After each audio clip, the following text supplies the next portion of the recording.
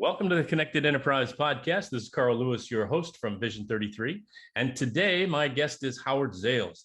Howard, welcome to the podcast. Hey, how you doing, John? Hey, I'm doing great. Hey, tell us about yourself and about your company. My name's Howie Zales. I own 3 different companies. The newest one, Viridity Entertainment Services. We're a live streaming and event planning company. And HJZ Productions is we provide TV crew for sports and entertainment events nationwide. That keeps you busy, I'm sure. So Yes. lucky to get you to sit down with us for 30 minutes or so. The pandemic has caused many organizations to invest in production of virtual events, right? And whether it's for prospects, vendors, employees, and I know you've accomplished a lot with the companies trying to do this. You've helped them improve their quality and even just get started. You have a couple of examples for us about, people that are doing this and, what they're going through, what their journey was like and what they ended up with? Yeah.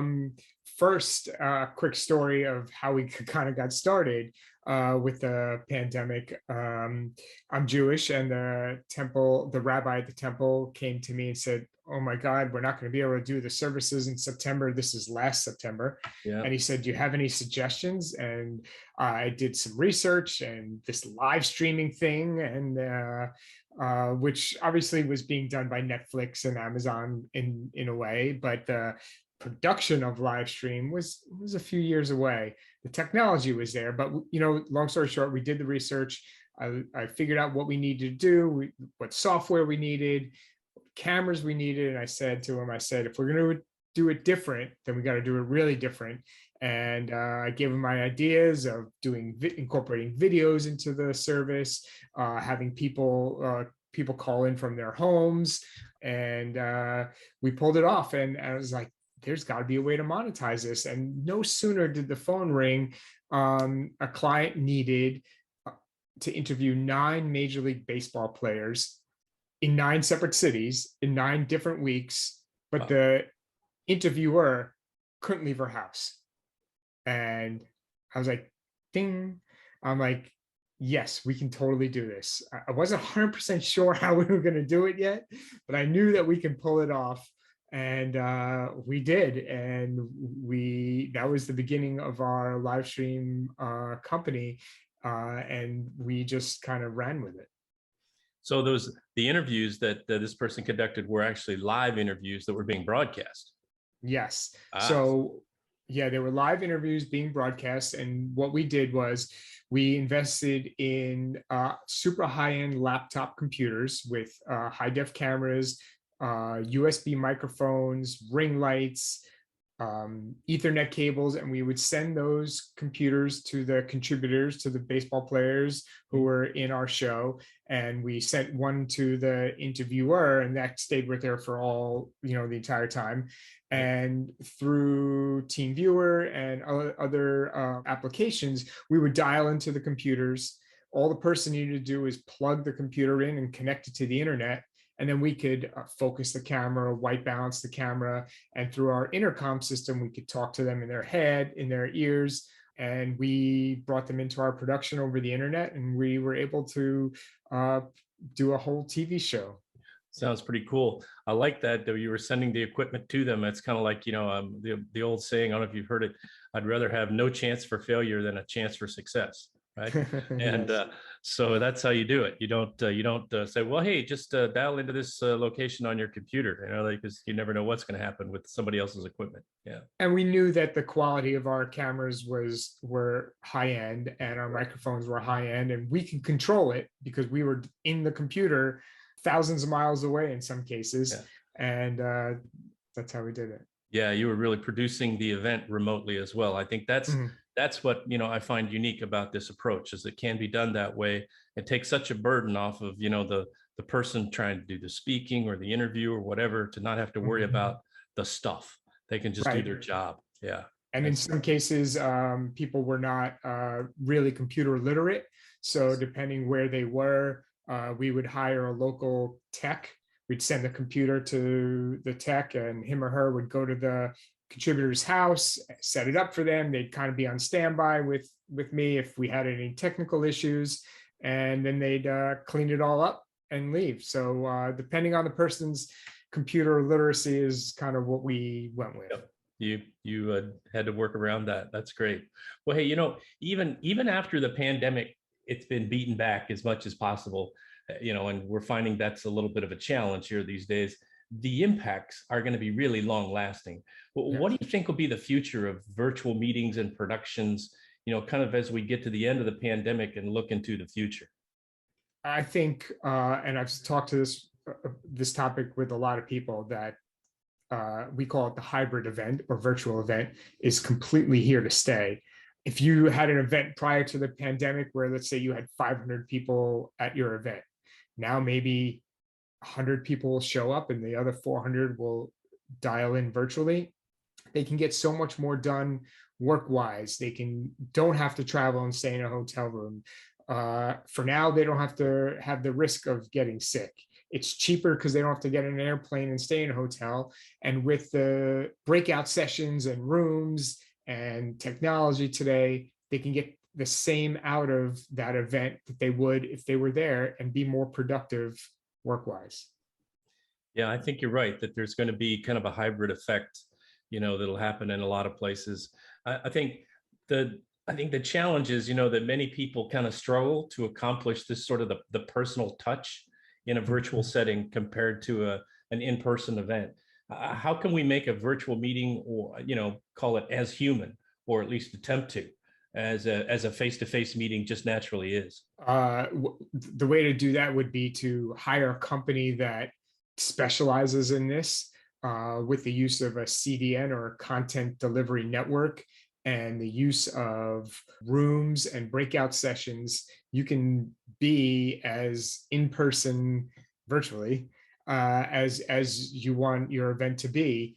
And it's just hiring the right company, hiring the right people, not doing it on your own when you're not 100% sure what to do, is, I think, the key. Yeah, if you do a person-to-person conference, you almost always have to hire some people for logistics purposes and things like that, they sort of know the facility, they know what's there, they know the rules. Right. You tell them you got a problem and they handle it. It's kind of the same way.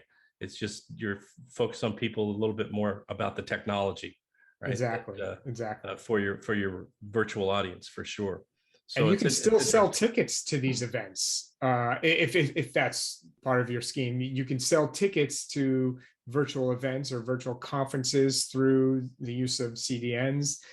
You can have analytics. You can know who was on what kind of device they were on, for how long they were on for. So there's a ton of stuff that can be done that, is the same type of thing as if they were in person. Right. A lot of companies, they have competitors, whether that's for sales or attendance or, whatever that may be. We talked about that. But how do you make your virtual event stand out and be something that somebody would say, I was at this virtual event and it was the best one I've ever attended. I really liked it. How do you get that kind of a response? I think keeping it short and to the point, having the breakout sessions, having the rooms available for people to get together, to talk, to communicate, to get their message out. The use of slides, the use of videos. So it's not just someone talking at the camera for an hour. Backup materials, like I said, pre-produced videos and slides definitely help get the point across and keep the viewer more engaged. I like that idea with, that you can actually put live video into this, like you might for a keynote address or something, in a face-to-face meeting, you might have video on the main stage and things like that. Right. So you can kind of emulate that experience, which is good. And the other thing is, let's say if this was going to be an in-person event, you were going to have 5 people on the stage talking at 5 different times. That can still be done virtually. We just bring those people into the production with a run of show that we create, you can know when those people are going to speak, know how long they're going to speak for, what supporting material they're going to have, whether it's video or slides. We can have all those people on at the screen at the same time if they need to be, to talk to the audience. And then you can take a Q&A session right there, and you can have someone monitoring the questions. You don't have to have someone monitoring the questions, but I think a Q&A is a big part of what makes this a more personalized event. Yeah, you know what? Something I didn't think about ahead of time, but I'm sure you've been asked this question. A lot of companies are, sort of their virtual experience is just, staff meetings, the regular day-to-day departmental meetings that people are having. I've heard people say, they're kind of getting burnt out, the Zoom burnout figure. Mm. How does a company sort of not let that happen, right? Because I don't see us, going back, given what's going on with the current variant and who knows about the future, to, Right. Full-time in office stuff, or even a reasonable hybrid for maybe a few months yet, given what's been happening. How do we kind of, keep working together, keep doing this virtual thing and not sort of get bored by it all? What can the organizers do? I think preparation is key. Knowing what they're going to talk about, what supporting material, documents, video can they supply, keeping it short, to the point, and taking questions from the people that are going to have it and that are going to participate. And the other thing is having it look good. If you're showing up, like you just woke up with bad lighting, bad camera, bad background, my eye is taken away from what you're saying. It's not, I can't focus on it. You got to look as if you were there in person. And it just takes, a few professional people to make that happen. Yeah, or like you said, control the quality of the equipment that everyone in the organization has. So at least they have a good chance of, being seen well, being heard well, right? That sort of Right. thing. Yeah. And for us in the TV business, we rehearse. So, and if the CEO is going to do the speaking and can't be available to rehearse, then let's rehearse with someone who can read his or her script. That way we know what's going to happen. There's no mistakes, because mistakes take you out of the situation and the production. So everyone knows what's going on. Oh man, that brings back memories. I used to produce some really large events, and the same keynote speaker over and over all around the country. And the worst thing would be on the first night, right? If the technical folks hadn't set up the sound system correctly and all of that stuff, and it just really put him off, right? If all of that stuff wasn't done. So we used to always do exactly what you said. We would rehearse everything, even though he wasn't there, right? And so that we, at least from a technical standpoint, we knew it was going to be a winner.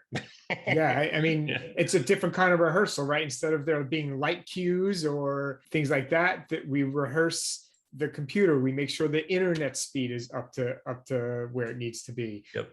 Make sure the microphone is plugged into the computer, or whatever it is. We make sure that we check things out and we rehearse, so everyone involved knows what's going on. So my last question for you today, a lot of companies, even though many of us have been doing this, some of them have really just sort of put off events, and they're looking at it going, we usually have events coming up in the fall of the year, and we really don't want to let another year go by without doing anything. So we're going to do something virtual. What are like the top 5 things you would tell them? Okay, make sure you do these as a part of this event.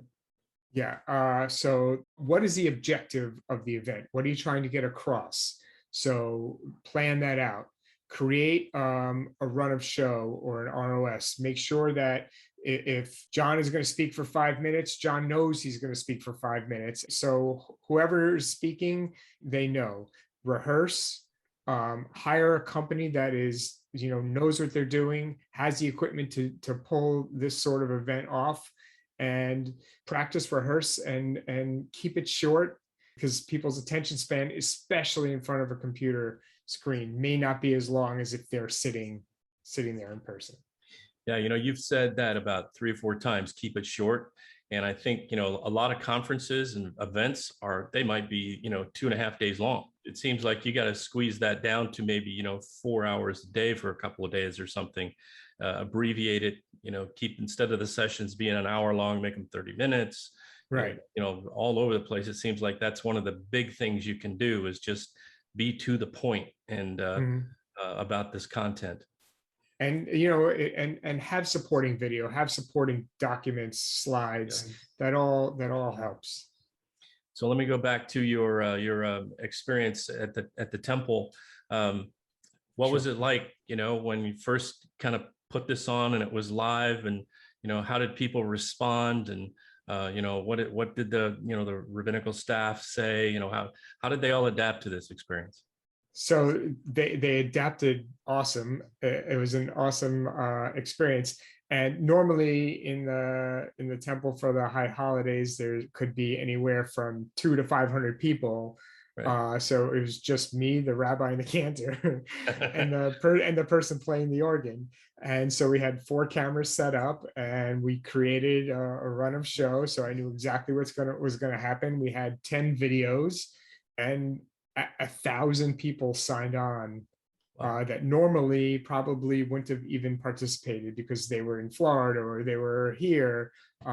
People, went to temple in their pajamas, and it was a great experience. And we were happy to be able to do that for the community, and still, everyone have their holiday, just although different, but still be able to, make it work. Having done some work with churches myself, I'm sure that this was a labor of love on your part, and that you were contributing a lot, if I'm any guess to about that. Yeah, and the rabbi is a true TV person. He's already asked for more cameras for this year. So, and are they still doing this today? Yeah, I've set them up, and some help with some TV friends. We bought some new equipment, and we set them up every week. They stream with 2 cameras and a brand new audio console. And for the high holidays in September, we're going to have 4 to 6 cameras, a lot of supporting video, and we're going to stream to the entire community. Wonderful. Are they back to doing live services as well at the same time? It's going back and forth. They were. There might be people in the temple for the holidays, but with this whole Delta variants, we'll see. Right. It keeps changing. Keeps changing. Yeah. Yeah. Well, this has been great. I think we were really fortunate that as the pandemic began, we had the technology in place to do this. And I think it's been just a tremendous adaptation over the last year and a half, as people have we have to do this, we have to learn it now. Yeah, and, it's like this technology was like 5 years, it was here, but the use of it was probably 5 years down the road, and it was amazing how it just overnight. Yeah, exactly. It's, there were some, podcasters like myself and others doing some things, but nothing like the work that you've started to do, which is very, very exciting. And so I'm sure that I can say thank you, for the temple and the rabbinical staff, and all the businesses that you've been helping. So thanks for sharing these ideas with us. I really appreciate you being here for the podcast. And we'll be tracking you, and I'm sure people will enjoy hearing about what you've been involved in over the last year or so. So thanks, Howard. Appreciate it. Thank you so much, Carl. Hey, until we're together again, everyone, stay connected.